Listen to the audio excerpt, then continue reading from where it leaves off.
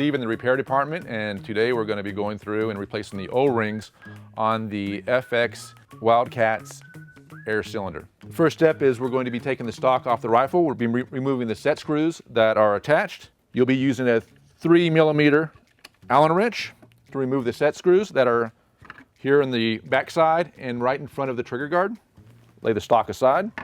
3mm Allen wrench to remove the set screws holding the air cylinder to the bracket. In this case, the air cylinder is empty. If it had air in the air cylinder, you would be removing and loosening the brass Allen screw on the side of the block, which releases the air pressure from the cylinder. Unscrew the cylinder. Pull the cylinder out of the trigger mechanism, the bracket here. Lay this portion of the rifle down, and we are ready to take the ends and loosen and replace the O-rings in the two ends here. And actually we're going to replace the O-rings on the regulator as well. First thing I'd like to do is remove the cap that basically slides on. It's a dust cover, and it actually slides on and it covers up the mechanism here. It just adds a nice feature to the cylinder, making it look like it's one piece. Lay that aside. You can take a tool of any type that will actually go through and loosen up the valve end here. In this case, we will take I'll take a punch here that basically will go in and not damage. It's a matter of just taking and loosening the end. Once you get it loose, you can do this fairly easy. This end is now off. I'm going to inspect the O-rings on this one, and since I have it off, I will replace the O-rings on the valve end. The other end, at times there's a piece that's attached to the block here that will come off with the air cylinder. In this case, it stayed on the rifle, so what we'll do is we will take you can either have a spanner wrench that goes in right here. A lot of you aren't going to have the spanner wrench that go into the two holes here to actually give you the grip to remove the end. So in this case, we are going to take two metal dowels, pins, and we're going to install into the two holes that are here. I go ahead and I'll put that, make sure that those are in nice and tight. And then if you have a vise, go ahead and put the two pins in the vise.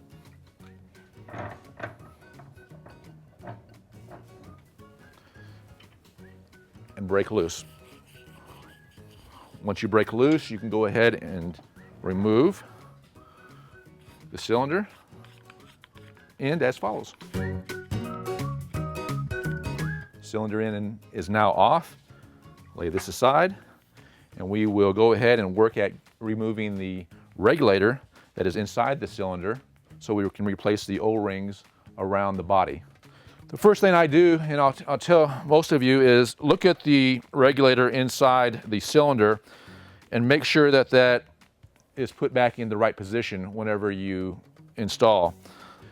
There is a metal ring that's inside the cylinder, usually a light tap like that, and the ring will come out. Lay this aside. You will need to put this back in before you install the regulator and tighten everything back up.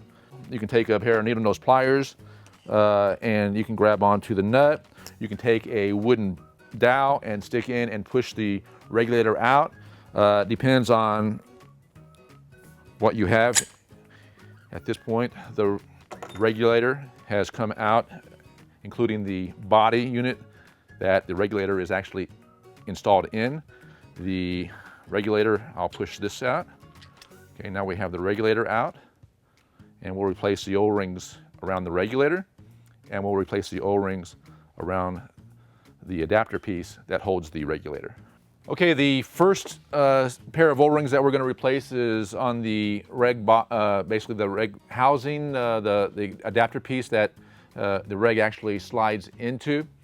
So we will take just any kind of sharp tool and to remove this O-ring. It's very simple.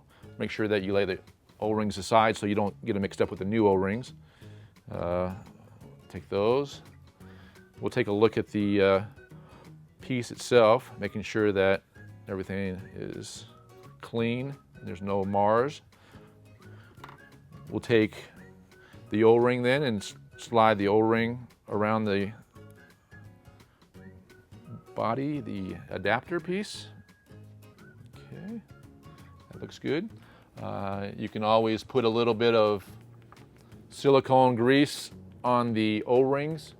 It will help whenever you go ahead and put the piece back in the air cylinder. So we'll go ahead and just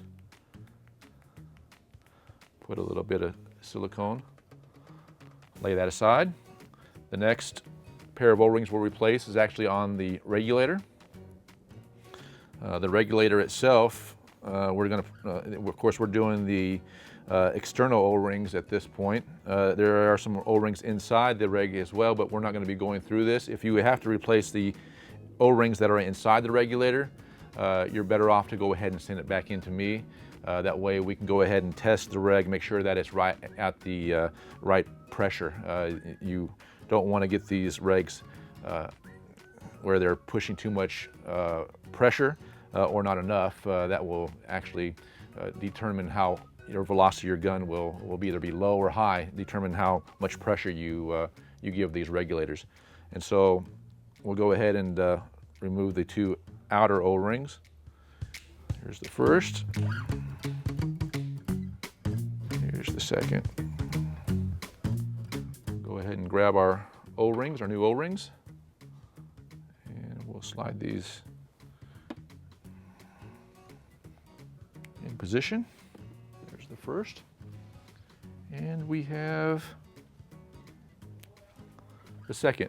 Again, you might want to go ahead and get some silicone and put around those two O-rings. It will help whenever you slide it into the adapter piece. Now, making sure that this is put in correctly. If you looked at the way it was positioned inside the air cylinder, you notice that you could see the nut.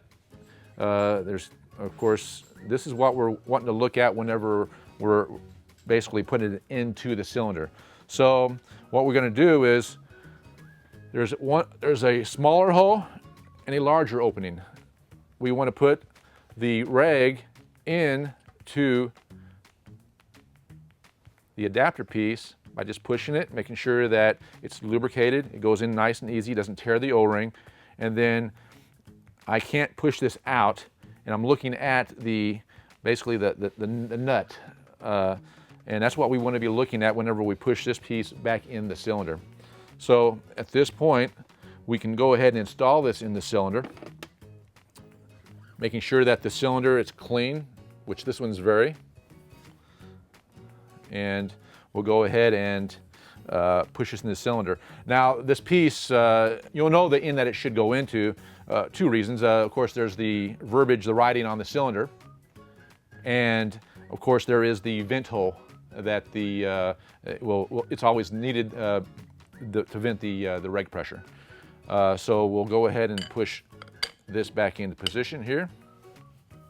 Don't push on this. Use your collar here and push this back in position like this. You don't want to push on the nut itself because you can actually push the reg out of the adapter piece. So the collar is used. I push basically that in first, and then we'll go ahead, and once we put the O-rings on the valve end, we'll go ahead and slide that in. It will make contact with the collar, and it will push the adapter piece in position where, after tightening, it's in the right position, and we should be good to go. Let's go ahead and install the O-rings around the ends here. You've got one O-ring here that we're going to be replacing. Again, these O-rings really don't go bad that often. You can inspect the O-rings. These, they don't even look like they were bad. So, but because we have it apart, we'll go ahead and replace. Again, we're just going to go ahead and take that one O-ring off, slide a new O-ring on. We're good to go. A little bit of silicone put around.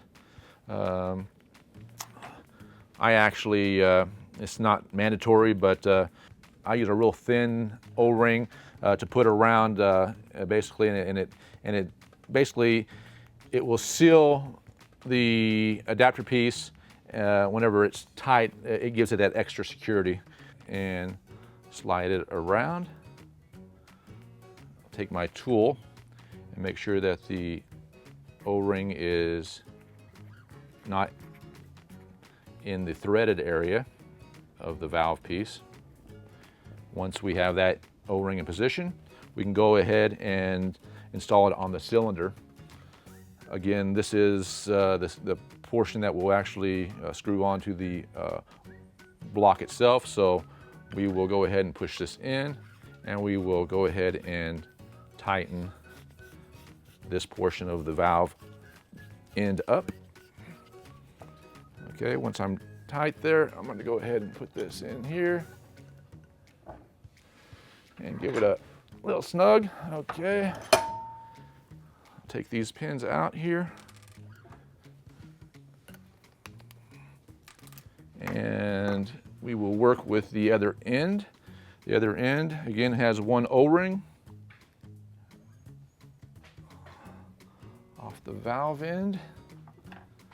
Put another O-ring in place. Again, I will put a O-ring that is small, that will actually, I'm just going to work that O-ring into position away from the threads. Have that too high, so it's nice. It's set right in the position that I want it to be. And I can go ahead and put a little bit of silicone lubricant grease on the O-ring. Push that back in. Go ahead and tighten this up here. I'm going to go ahead and use my punch here that I have and give it just a quick little jerk to tighten up that end. We should be good to go. These O-rings don't really wear out. Holds the cap in place, and so you might want to, since you have it off and you have the air out, you could take a 11mm wrench. I sanded both these sides down so I could actually get in and tighten the gauge. I'll make sure that the gauge is tight. It is. And we'll go ahead and slide this cap back on. We are ready to install the cylinder that has been resealed back on the block. We'll go ahead and grab the block. We didn't remove the barrel, so this portion of it shouldn't have moved. It should be in position. We will slide the cylinder back on, making sure that that metal O-ring that has a rubber insert, it's called a dowdy seal, make sure that's in place. You can replace that if it's needed, but that dowdy seal is in good shape. So we'll go ahead and screw that back in position. Okay, I'm going to go ahead and tighten that up. It doesn't need to be too tight, but tighten it up, wipe it down, get all the grease off it. Okay, at this point, I'll cock the gun. I'll make sure that the trigger is working like it should. It is. So I'll go ahead and tighten up the Allen screws. Again, we're going to be using a 3mm Allen wrench, and we'll be tightening this. There's 4 screws. We'll do this really quick. We've already done this. There's videos that we've already created for your convenience, and if you'd like, you can go ahead and go to our webpage and pull the other videos. It'll show you how to do multiple things that we've already gone over. And we're ready to put the stock back on the action. So we'll go ahead and line that up, making sure it lines up correctly, which it does. Take a 3mm Allen wrench and tighten the first one. I don't overdo that one. I make sure that leave it a little loose, that way I know the other one's going to go And once that one's going in place, we can tighten that one up, give it a little twist, tighten that up, give it a little twist. We are ready to go. We, at this point, can go ahead and go to our air source, fill the cylinder up, and you should be good to go. All seals are in place, and your leak should be taken care of. Again, this is Steve in the repair department. Thanks for joining me, and we'll see you soon.